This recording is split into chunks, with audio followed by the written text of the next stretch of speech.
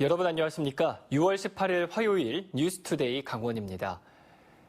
세월호 참사 이후 학교 교육 현장에서 생존 수영 수업이 도입됐는데요. 이 학교에 수영장이 없는 학생들은 다른 학교로까지 원정 수업을 가야 합니다. 수요는 커지는데 여건이 따라가지 못하는 생존 수영 교육 실태를 허주희 기자가 보도합니다. 이곳은 양구 초등학교입니다. 학교에 수영장이 없다 보니 이렇게 간이 수영장을 설치하고 생존 수영 수업을 하고 있습니다. 이동식 수영장이 한 번 설치되면 근처의 다른 초등학교 학생들이 여기로 와서 생존 수영을 배웁니다. 도촌초등학교에 수영장이 없어서 양구초등학교 생존 수영 배우러 왔어요. 수영장을 지을 경우 막대한 예산이 드는 데다 관리 비용도 만만치 않아 일선 학교들은 수영장을 갖추지 못하고 있습니다. 강원 지역에서 수영장이 있는 초등학교는 강릉과 동해, 철원과 하천, 인제와 홍천, 평창과 횡성 지역의 한 곳씩 모두 8개 학교입니다. 전체 초등학교의 2.8%에 그치고 있습니다. 수영장이 있어도 시설이 열악한 곳이 많은 데다 난방 시설이 없어 사계절 내내 사용하기도 힘듭니다. 군 지역엔 일반 수영장마저 거의 없고 시 지역에는 수영장이 많긴 하지만 초등학생들의 단체 예약을 잘 받아주지 않습니다. 아이들이 들어왔다 나갈 경우에 그 수질에 대한 부분도 문제도 있을 거고요. 그런 부분에서 아마 조금 한시적인 제한을 두는 것 같습니다. 그래서 강원도 교육청은 이동식 수영장을 조금씩 늘리고 있습니다. 올해는 양구와 인제, 영월과 태백 지역 4개 초등학교를 이동식 생존 수영 거점 학교로 지정했습니다. 교육부는 내년까지 생존 수영 교육을 모든 학년으로 확대할 방침입니다. 학교로 찾아가든 이동식 생존 수영 교실을 통하여 많은 아이들이 좀 더 적극적으로 참여할 수 있는 교육복지 서비스 차원에서 이 사업을 진행할 예정에 있습니다. 1년에 10시간만 받아도 위급 상황에서 초등학생들이 스스로 자신의 생명을 지킬 수 있다는 생존 수영 수업. 시간을 더 늘려달라는 학부모들의 바람처럼 생존 수영에 대한 수요가 점점 커지고 있지만 아직은 예산과 시설이 뒷받침해주지 못하고 있습니다. MBC 뉴스 허주입니다. 평창 산양삼 특구 지역 안에 태양광 발전소가 추진되면서 재배 농가들이 반발하고 있습니다. 태양광 패널에서 반사되는 빛이 문제인데 전례가 없는 상황이라 앞으로 어떻게 처리될지 관심이 모아지고 있습니다. 보도에 조성식 기자입니다. 산양삼 재배지로 둘러싸인 평창해안 고랭지밭. 이곳 17,000여 제곱미터 부지에 2,000kW 규모의 태양광 발전 시설이 추진되고 있습니다. 2개 업체가 각각 발전 사업 허가를 받아 설비 용량 997kW씩 나누어 신청했고 인근 주민들은 강하게 반발하고 있습니다. 쟁점이 되고 있는 것은 태양광 패널에서 반사되는 빛. 농가들은 음지식물인 산양삼이 비 피해를 입을 것으로 우려하고 있습니다. 유리 반사 열로 인해 가지고 거기에서 열이 오르게 되면 기류 현상에 건조증이 오게 됨으로 해서 삶의 피해를 받게 되겠죠. 하지만 실제 피해가 발생했다는 과거 사례가 없어 공식적인 피해 예측이 쉽지 않습니다. 이에 평창군이 환경청에 환경영향평가를 다시 의뢰한다는 계획이지만 빛과 관련된 평가 항목이 없다 보니 가능할지 여부도 불투명한 실정입니다. 빛에 따른 피해 여부를 검증하고 대비책을 마련하려고 해도 관련 연구가 전무한 데다 해외 사례도 없어 이마저도 쉽지 않아 보입니다. 지방환경청에 의견도 보내가지고 의견도 받아보고 그다음에 그 태양광 허가에 대한 것도 산양삼 농가의 의견을 적극 반영해서 검토하도록 그렇게 하겠습니다. 2014년 국내에서 유일하게 산양삼 특구로 지정된 평창. 이번 태양광 발전단지 조성에 따른 빛반사 피해 논란이 사실상 처음 불거지면서 개발행위 허가 신청에 대한 평창군의 대응에 관심이 쏠리고 있습니다. MBC 뉴스 조성식입니다. 각 군지역마다 인구 늘리기에 지혜를 모으고 있습니다. 인구 4만 명 선이 무너진 영월에서는 보육 정책을 중심으로 한 인구 늘리기 사업이 집중되고 있습니다. 황구선 기자가 보도합니다. 어린이들이 모여 블럭을 맞추거나 책을 읽습니다. 여느 어린이집과 다를 바 없지만 이곳에서는 도내 처음으로 야간 프로그램이 마련돼 놀이와 학습, 수면 교실이 운영됩니다. 야간 교실 비용은 아동별 평균 한 달에 10만 원가량. 카지노 시설과 의료원 등 야간 근무를 하는 가정에서 신청 문의가 이어집니다. 현재 3명 정도 같이 하고 있고요. 저희가 이 영월군에서 많이 홍보해 주셔가지고 지금 어머님들의 문의가 계속 이어지고 있어서 읍면별 119 안전센터도 아이 돌봄을 위한 준비를 갖췄습니다. 늦은 시간까지 부모가 야근을 하거나 질병 등으로 아이를 볼 수 없게 되면 전문 교육을 이수한 의용 소방대원들이 보육을 맡습니다. 별도의 비용은 없습니다. 불이 났으면은 항상 불시에 우리가 출동할 수 있는 그런 자세가 다 되어 있거든요.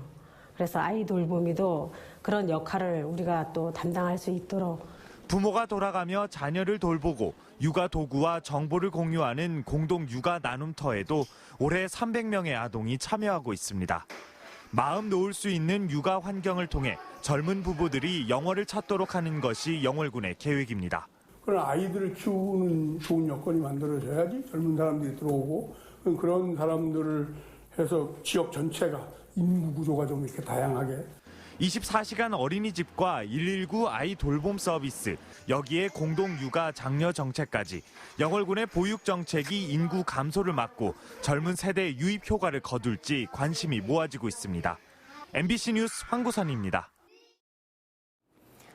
1년 앞으로 다가온 도시공원 일몰제를 앞두고 강릉시가 민자공원 사업을 추진하고 있습니다. 우선 내년 6월까지 실시 계획 인가를 받기 위해 현재 3곳에서 행정 절차를 밟고 있습니다. 이용철 기자가 보도합니다. 강릉시가 민간 자본을 유치해 포남동에 공원 조성을 추진하고 있습니다. 일몰제를 앞두고 민간 자본을 활용해 지자체의 재정 부담을 줄이기 위한 겁니다. 우선 협상 대상자로 선정된 사업자는 포남동 17만 제곱미터에 1,700억 원을 투입해 체육공원과 700세대의 아파트를 지을 계획입니다. 공원시설 부지 13만 3,044제곱미터와 공원시설 총 51개소를 사업 준공 직후인 2024년 7월 일괄 기부 체납하겠습니다. 민자공원 사업에 대한 주민들의 관심이 뜨거운 가운데 우려의 목소리도 나왔습니다. 30여 년 동안 그 땅을 소유하고 있는 사람들은 공시지가를 낮춰가지고 지금까지 그 개인 어떤 활용을 제대로 하지 못한 그런 상황인데 특례 사업이라는 미명하에 예를 들어서 땅을 그냥 공짜로 뺏으려고 하는 그런 의미가 아니겠냐. 강릉시의 민자공원 사업은 포남동 외에도 홍제동과 교동 등 2곳이 더 있습니다. 홍제동 31만 제곱미터에 4,600억 원을 유치해 공원과 1,400세대 규모의 아파트를 조성하는 사업은 이미 지난 4월 주민설명회를 마쳤습니다. 2,400억 원을 투자해 교동 18만 제곱미터에 공원과 900세대의 아파트를 짓는 사업도 다음 달 주민설명회를 앞두고 있습니다. 내년 6월 30일 전에 실시계획 인가가 나야지만 저희가 이제 일몰제 해제 대상에서 제외가 될 수 있기 때문에 시에서 최선을 다해서 공무지를 확보할 수 있도록 앞으로 추진을 할 예정입니다. 네. 강릉시가 내년 7월부터 시행되는 도시공원 일몰제를 앞두고 민자공원 사업에 속도를 내고 있습니다. MBC 뉴스 이용철입니다. 동해시 망상에서 강릉시 옥계까지 국도 7호선 4차선 확장 공사가 8년 만에 마무리됐습니다. 여름철이면 피서 차량이 몰려 도로가 혼잡했지만 4차선 개통으로 불편을 덜게 됐습니다. 배연환 기자가 보도합니다. 동해시 망상해수욕장으로 이어지는 국도 7호선입니다. 바다와 맞닿은 4차선 도로를 차량들이 시원하게 달립니다. 2차선 도로가 4차선으로 확장됐고 신호등과 교통안전시설이 설치됐습니다.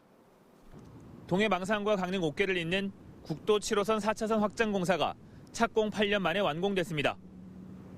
평소 대형 화물차의 통행이 많고 여름철이면 피서 차량이 몰려 도로가 혼잡했지만 4차선 개통으로 불편을 덜게 됐습니다. 저는 길이 굴곡이 많고 이래서 시간도 많이 걸리고 힘들었는데 이거 편하고 좋죠. 엄청 좋죠. 네, 전에 비하면 진짜 좋죠. 망상에서 옥계 구간은 원주지방국토관리청이 지난 2011년 9월 착공해 사업비 992억 원을 들여 전체 8.5km 가운데 7.7km를 4차선으로 확장했습니다. 4차선 확장으로 인해서 출퇴근길이나 피서철에 교통 혼잡을 방지할 수가 있습니다. 또한 직선화됨으로 인해서 운전자들이 안전 운행이 가능하도록 국도 7호선 확장 공사가 마무리되면서 동해안 자전거길 가운데 유일하게 단절됐던 옥계 망상 구간 3.8km도 오는 19일 개통을 앞두고 있습니다. MBC 뉴스 배현환입니다. 도내 접경 지역의 돼지 농가의 방역 활동이 강화되고 있지만 울타리 설치가 끝난 농가는 전체의 절반 수준인 것으로 확인됐습니다. 강원도에 따르면 도내 접경 지역 5곳의 돼지 농가 113곳 중 멧돼지 접근을 막기 위한 울타리 설치가 끝난 곳은 61곳으로 울타리 설치율은 54%에 그쳤습니다. 강원도는 나머지 51곳의 농가에 대해서는 현재 울타리 설치 작업이 진행 중이라며 이달 말까지는 울타리 설치가 마무리될 것이라고 밝혔습니다. 신림동 강간 미수 사건 등 여성을 상대로 한 범죄가 잇따르는 가운데 범죄 예방 역할을 하는 비상벨 설치가 도내에는 턱없이 부족한 것으로 나타났습니다. 강원지방경찰청에 따르면 강릉과 속초 등 13개 시군에는 비상벨이 하나도 설치돼 있지 않았습니다. 특히 도내 전체 비상벨 890개 가운데 90%인 805개가 원주에 설치돼 지역 편중이 심했습니다. 뒤를 이어서는 동해가 26개, 삼척과 정선이 20개, 춘천은 19개에 불과했습니다. 지난달 도내 주택 매매 거래는 크게 줄어든 반면 전월세 거래는 큰 폭으로 증가한 것으로 나타났습니다. 국토교통부에 따르면 지난달 강원 지역 주택 매매 거래는 모두 1,802건으로 최근 5년 평균보다 26%나 줄었습니다. 반면 지난 5월 전월세 거래량은 3,131건으로 최근 5년 평균보다 31%나 증가했습니다. 이 같은 이유는 주택 경기 침체로 주택 매매보다는 전월세를 선호하기 때문으로 풀이되고 있습니다. 산불 이재민들을 위한 구호 물품을 제때 전달하지 않고 있다는 지적을 받아온 고성군이 오는 22일까지 구호 물품을 배부하기로 했습니다. 고성군은 지난달까지 전국에서 답지한 식료품과 생필품, 구호 세트 등 62만여 점 가운데 26만여 점을 배부했으며 오는 22일까지 임시주택 등에 신속하게 배부할 계획이라고 밝혔습니다. 또 이재민과 중소상공인들에게 현금 50만 원도 추가로 지원할 예정입니다. 설악산 5세 케이블카 설치 사업에 대한 환경영향평가 본안 보완서 심사가 본격화됐습니다. 원주지방환경청은 오는 20일부터 이틀간 분야별 전문위원인 자문단을 파견해 5세 케이블카 노선을 답사하고 동식물과 지형 지질, 소음 진동 분야를 점검할 예정입니다.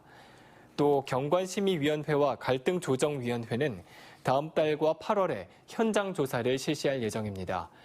양구군은 지난달 16일 설악산 5세 케이블카 환경영향평가 본안 보완서를 원주지방환경청에 제출했습니다. 홍천군은 양수발전소 후보지 선정과 관련해 전담 기구를 설치하는 등 분야별 지원 업무를 추진해 나가기로 했습니다. 홍천군에 따르면 양수발전소 지원전담 TF를 상시기구로 설치해 운영하고 특히 지역 주민과의 직접 소통을 위한 별도의 창구를 개설하기로 했습니다. 이 밖에 홍천군은 홍천 용문간 T자형 철도망 구축이 논의되고 있는 만큼 정부의 제2혁신도시 유치도 적극 검토하는 등 양수발전소 건설을 지역 발전의 동력으로 삼는다는 계획입니다. 원주 세브란스 기독병원과 원주의료원이 어제 공공의료와 지역의료체계 개선을 위한 업무 협약을 체결했습니다. 이번 협약을 통해 두 기관은 상호 긴밀한 정보소통 시스템을 구축하고 응급 환자 발생 시 환자 정보 공유와 응급 조치, 병원 이송 등의 업무를 체계적으로 진행하게 됩니다. 또 환자 상태에 따른 효과적인 병원 분산 배치를 유도하고 중증 만성 질환 등에 따른 맞춤형 치료 체계를 만들어 간다는 계획입니다. 횡성군이 지역 특징이 잘 나타나도록 한우를 주제로 제작한 캐릭터를 각종 시설 안내와 군정 홍보에 활용하기로 했습니다. 횡성군은 한우리 캐릭터를 체육 종목별로 제작해 문자 안내판 대신 체육시설에 부착해 친근한 횡성 한우의 이미지를 홍보하고 화장실 안내용 캐릭터 등 공공시설용 캐릭터도 제작할 예정입니다. 한우 캐릭터는 공공시설에 우선 활용되며 종류를 확대해 한우의 고장 횡성을 알리는 데 활용할 계획입니다. 강릉 지역에서 추진 중인 공동주택 건설 사업 규모가 2만여 세대를 넘는 것으로 나타났습니다. 강릉시에 따르면 현재 공동주택 24개 단지 7,390세대가 사업을 신청했거나 진행 중이며 21개 단지 12,874세대는 사업을 준비하고 있습니다. 이에 따라 강릉시는 주택수급 조절 방안을 추진하고 지역 주택조합에 대해 피해 방지 대책을 마련하기로 했습니다.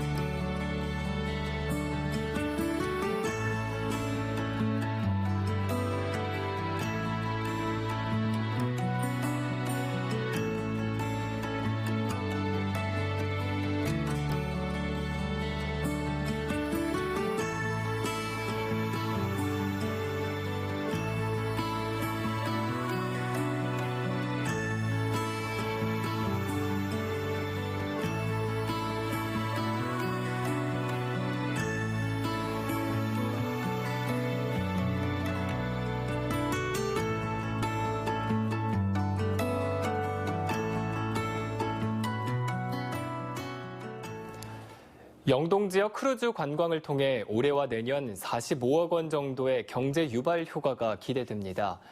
강원도는 속초와 동해, 강릉과 삼척, 양양 등 동해안을 도는 크루즈 관광선이 올해 7번, 내년 11번 들어오기로 돼 있다며 4만 4천 명 관광객이 방문해 45억 원의 경제 효과가 예상된다고 밝혔습니다. 속초로 입항한 크루즈선은 2017년 11번이었지만 지난해 3번으로 줄었고 올해는 7번이 예정돼 있습니다. 지난해 춘천 지역 외지 대학생 가운데 춘천으로 주소를 이전한 학생은 70명에 불과한 것으로 나타났습니다. 춘천시는 대학생 주소 이전을 위해 전입 장려금 홍보와 이동 민원실 등을 시범 운영하고 있지만 지난해 춘천 내 대학 기숙사 수용 인원 8,100여 명 가운데 주소를 이전한 학생은 70명에 그쳤습니다. 춘천시는 오는 20일 대학생 인구 유입 방안 모색을 위한 춘천시 새내기 공무원 아이디어 회의를 통해 새로운 시책을 발굴할 예정입니다. 오는 8월 7일에 치러질 2019년도 제2회 초중고 졸업학력 검정고시 원서 접수가 시작됐습니다. 각 교육지원청 방문 접수는 오는 21일까지, 온라인 접수는 20일까지며 시험 과목은 초졸 6과목, 중졸 6과목, 고졸은 7과목입니다. 이상으로 뉴스투데이 강원을 마칩니다. 고맙습니다.